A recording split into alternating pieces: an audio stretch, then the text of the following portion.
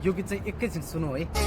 उनी घरमा जहिले आमालाई सघाउँथिन्, कसैले नसके आफै दाल भात पकाउँथिन्। बिहान समयमा भाइलाई स्कुल पुर्याउँथिन् अनि दिउँसोभरि जङ्गलमा गाई भैँसी चराउँथिन्। मात्र 13 वर्ष कि उनलाई पढ्ने मन त थियो, तर बुवाले उसको उनलाई पराया भन्दथ्यो। छोरीको भलाइ भन्दा फाइदा र घाटा सम्झन्थ्यो। बिहे गर्दिन तम्सन्थ्यो तर दाइजोले झस्कन्थ्यो। एक दिन साँझमा उसको घरमा एकजना पाहुना आयो। आफूलाई लाउरे बताउँदै छोरीको हात माग्न थाल्यो। त्यतिमै किसानले उसको गरिबी सुनाउन थाल्यो। तर छोरी दिए पुग्छ भनी उसले पाउ समाउन थाल्यो। अब किसान दङ्ग भो, उसको मन प्रसन्न भो। भोलि नै पण्डितलाई साहित्य आउनु पर्छ भनिदियो। उसको घरमा अरू कसैको रजाइ के चल्दथ्यो। जबरजस्ती आफ्नै छोरीको बाल विवाह गरिदियो।